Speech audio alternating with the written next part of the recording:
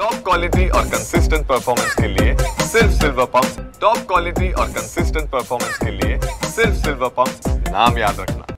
बीड जिल्ह्यात गेल्या 8 ते 10 दिवसांपासून अवकाळी वादळासह प्रचंड मोठ्या प्रमाणात पाऊस झाला आणि यामध्ये शेती पिकांचं अतोनात नुकसान झालंय। मी सध्या बीड तालुक्यातील चाकरवाडी परिसरामध्ये आहे आणि माझ्या या बाजूला जर पाहिलं तर या ठिकाणी 2 एकरचा हा टरबूजाचा प्लॉट होता, मात्र या ठिकाणचे संपूर्ण टरबूज जे आहेत ते सडून गेलेले आहेत आणि प्रचंड नुकसान या ठिकाणी या टरबूज पिकाचं झालेलं आहे। दुसऱ्या बाजूला जर पाहिलं तर या परिसरातील अनेक पपईचे बाग देखील या ठिकाणी त्याची झाडं उन्मळून पडल्यात, ते सुद्धा नुकसान झालंय आणि बाजरी पिकासह मिरचीचं सुद्धा या परिसरातील शेतकऱ्यांचं प्रचंड मोठ्या प्रमाणात नुकसान झालेलं आहे।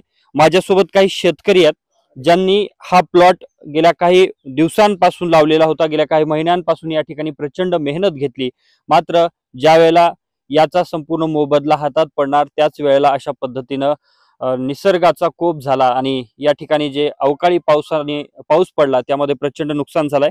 काय सांगाल, किती दिवसांपूर्वी हा तुम्ही प्लॉट लावला होता, किती खर्च झाला होता? ह्या प्लॉटला जवळपास 2.5 लाख रुपये आपला खर्च झालाय आणि जवळपास 50 टन माल आता आपल्या शेतामध्ये पडू नये आणि याला मल्चिंग, भेसळ, ड्रीप, औषधं, खत सर्व काही मिळून जवळपास 2 ते 2.5 लाख रुपये पक्का खर्च झालाय आणि 10 दिवसापासून कंटिन्यू पाऊस चालू आहे। आपलं 100% नुकसान झालं, याच्यामध्ये 4 लाख रुपये किमान आपलं टरबूजामध्ये नुकसान आहे।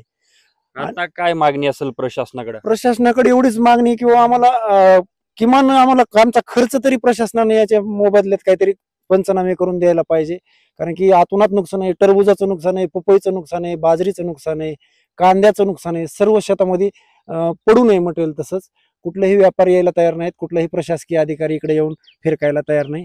वेळेत शासनाने याचे पंचनामे करून आम्हाला मदत द्यावी एवढीच अपेक्षा। नक्कीच वेळेत पंचनामे करून मदत द्यावी अशी मागणी त्यांची आहे। दुसरे माझ्यासोबत शेतकरी आहेत आणखी ज्यांचं बाजरी पिकाचं मोठ्या प्रमाणात नुकसान झालंय।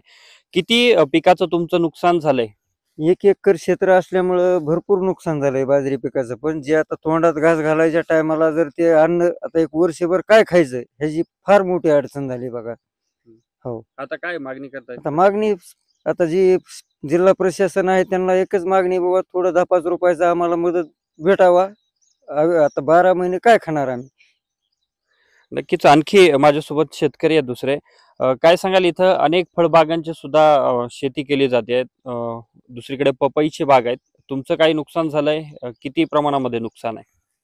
आपलं पण भरपूर प्रमाणात नुकसान झालेलं आहे। पपईचं एक कमी जास्त 1 एकरचं बाग आहे, ते झाडं सगळे मोडून पडलेत, पपया खाली पडल्यात, सगळ्या सडून गेल्यात। आमची बी एवढीच प्रशासनाला हे राहील की आमचे नुकसान भरपाई मिळावं। नक्कीच प्रशासनानं लवकरात लवकर पंचनामे करून या ठिकाणी शेतकऱ्यांना मदत द्यावी अशा प्रकारची मागणी केली जाते आहे। गेल्या 8 ते 10 दिवसांपासून बीड जिल्ह्यामध्ये अवकाळी पावसासह वादळी वाऱ्यानं अनेक ठिकाणी शेती पिकांचं नुकसान झालंय। दुसरीकडे जे वादळी वारं आलं आणि ज्या विजा पडल्या त्यामध्ये देखील शेतकऱ्यांचं अतोनात नुकसान झालेलं आहे। आता प्रशासन या सर्व नुकसानीचे पंचनामे करतं का आणि शेतकऱ्यांना काही मदत देतं का हे पाहणं अतिशय महत्त्वाचं असणार आहे। कॅमेरामॅन विनोद सह मी अशोक काळकुटे, TV9 मराठी, बीड।